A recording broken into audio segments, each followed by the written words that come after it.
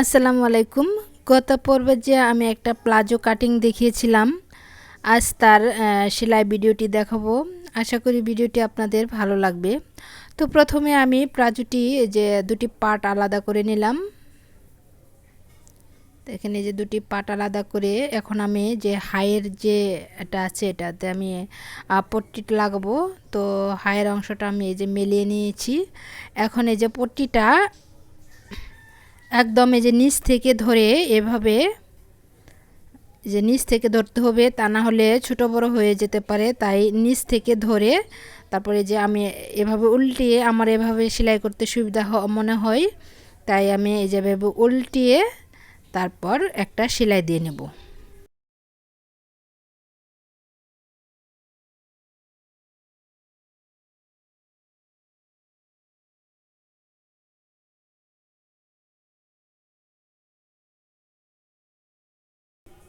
যে দেখেন নিচের কোণাটা সুন্দর করে ধরে নিতে হবে। এই যে সেলাইটা দিয়ে আমার কমপ্লিট হয়ে গেছে। এখন দেখেন এই যে পট্টিটি যে এভাবে উল্টে সোজা পাটে করে নেব। তারপর আমি এই যে সাইড দিয়ে একটা চাপ সেলাই দিয়ে নেব।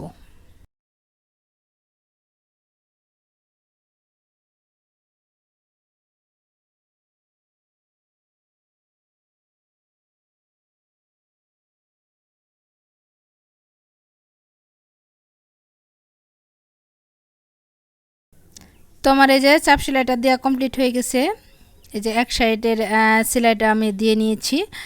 এখন আমি সেলোয়ারের যে অন্য পায়ের পার্টটা, এখন সেটা এই যে হায়ের অংশটা সুন্দর করে উপর থেকে এবার সেলাইটা দিয়ে নিব। এই যে দেখেন উপর থেকে সমান করে ধরে তারপর উপর দিয়ে একটা সেলাই দিয়ে নিব।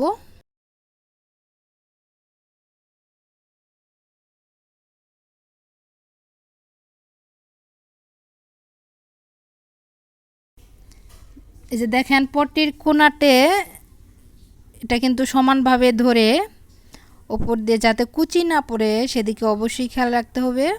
যে এখন একটু ঘুরিয়ে তারপর পট্টিটার আরেক সাইড দিয়ে এই সেলাইটা নিয়ে আসতে হবে।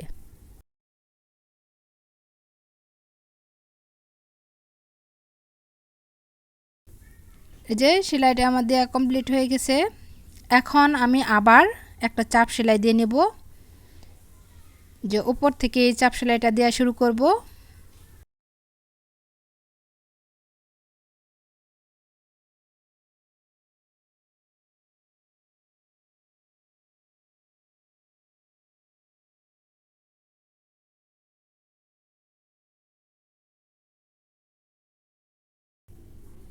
এই যে চাপ সেলাইটা দেওয়া আমার কমপ্লিট হয়ে গেছে। দেখেন কতটা সুন্দর হয়েছে পট্টিটা লাগানো। এখন আমি সেমভাবে অপর সাইডেও আরেকটা পট্টি লাগিয়ে নেব।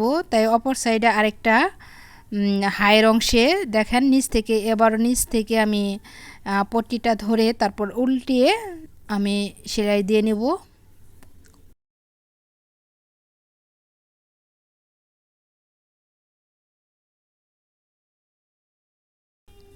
তো সেমভাবে আবার একটা চাপ সেলাই দিয়ে নেব।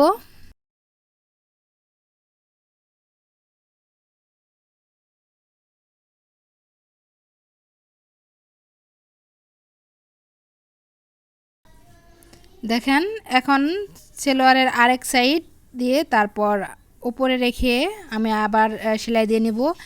এখানে যেহেতু আমি সেলোয়ারের ফিতা লাগাবো, তো ফিতার ঘর তৈরি করার জন্য আমি দেখেন কি করি, এখানে 1 ইঞ্চি বা 1.5 ইঞ্চি পরিমাণ সেলাই দিয়ে তারপর এখানে আমি একটু গ্যাপ রাখবো ফিতার ঘরটা তৈরি করার জন্য। এই যে দেখেন 1 ইঞ্চি পরিমাণ জায়গা এখানে ফাঁকা রেখে তারপর নিচ থেকে আবার সেলাই করে নিয়ে আসব।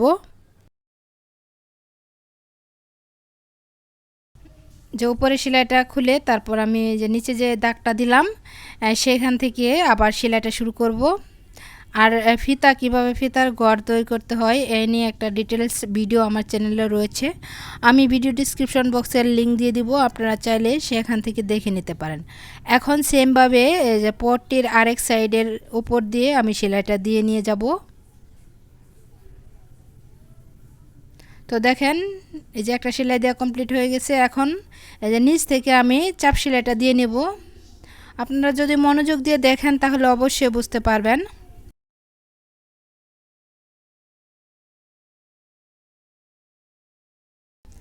তো নিচ থেকে আমি চাপ সেলাইটা দিয়ে নিচ্ছি। দেখেন এই যে ফিতার যে ঘরটা তৈরি করলাম সেখানে যে নিচে দুটি যে যে উল্টা সাইডে দুটি কাপড় দুই সাইডে রেখে তারপর ফাঁকাটা করে এখন সাইড দিয়ে সেলাই দিয়ে নিতে হবে।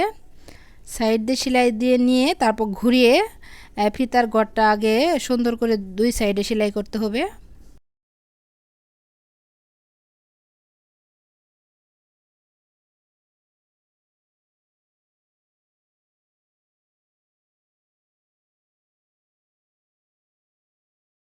তো এই যে দেখেন সেলাই দেওয়াটা আমার কমপ্লিট হয়ে গেছে। এই যে ফিতার ঘরটা আমি এভাবে তৈরি করেছি, আশা করি বুঝতে পেরেছেন। যেন কলি লাগানিটাও আমার কমপ্লিট হয়ে গেছে। দেখেন কতটা ফিনিশিংভাবে আমি লাগিয়েছি। এখন আমি এই যে কোমরে একটা ভাঁজ দিয়ে তারপর চিকন করে একটা সেলাই দিয়ে নিব, তারপর ফিতার ঘরটা তৈরি করব।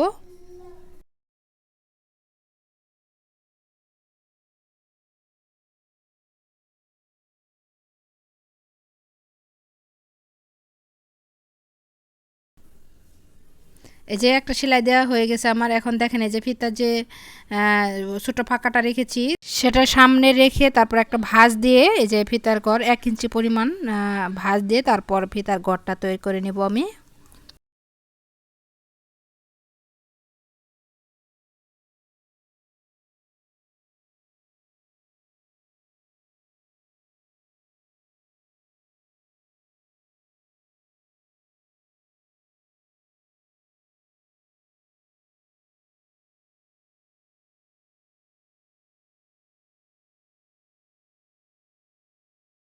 তো সেলাই দেওয়াটা আমার কমপ্লিট হয়ে গেল। দেখেন উপরের কাজ কিন্তু সব কমপ্লিট, ফিতার ঘর তৈরি করা, পট্টি লাগানো।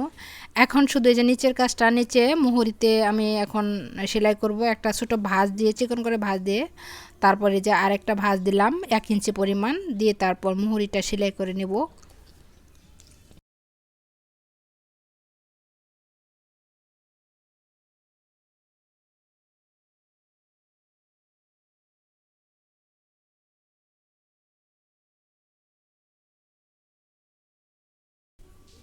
তো সেমভাবে আমি আরেকটা পায়ের মুহুরি সেলাই করে নিয়েছি। এখন এটি ভাঁজ দিয়ে যে সাইডের সেলাইটা দিয়ে নিব। এখন আমি আগে মুহুরির মাপটা দিব। মুহুরি এখানে আমি 8.5 রাখবো। তো আপনারা আপনাদের মেজারমেন্ট অনুযায়ী মাপটা রেখে তারপর সাইডে সেলাইটা দিয়ে নেবেন। যে 8.5 রেখে তারপর আমি সাইডে সেলাইটা দিয়ে নেব। তো ভিডিওর এই পর্যায়ে আপনাদের কাছে ছোট্ট একটা রিকোয়েস্ট, আমার চ্যানেল নতুন হয়ে থাকলে প্লিজ চ্যানেলটি সাবস্ক্রাইব করে দিবেন এবং পাশে থাকা বেল বাটনটি বাজিয়ে দিবেন। যারা অলরেডি তা করেছেন তাদেরকে অসংখ্য অসংখ্য ধন্যবাদ। এই যে দেখেন পট্টির ওখানে এসে দুটি কাপড় এক রেখে পট্টির দুটি সেলাই এক করে তারপর এখানে সেলাইটা দিয়ে নিতে হবে। দেখেন এই যে পট্টির ওখানে এসে আমি কিন্তু দুটি কাপড়ে যে সমান করে ধরে দুই সেলাই মিল করে তারপর সাইডে সেলাইটা দিয়ে নিচ্ছি।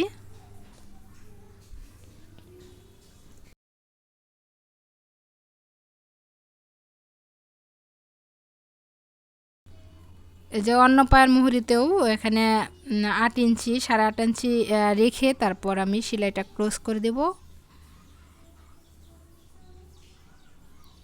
তো সাইডে অবশ্যই ডাবল সেলাই দিয়ে নেবেন। এই যে সেলাইটা আমার কমপ্লিট হয়ে গেছে। দেখেন এখন এই যে সেলাই দেওয়ার পর দেখেন হাইয়ের যে মাপটা আছে কতটুকু, আমি 15 ইঞ্চি রেখেছিলাম। দেখেন যে সেলাই দেওয়ার পর 15 প্লাস একটু বেশি।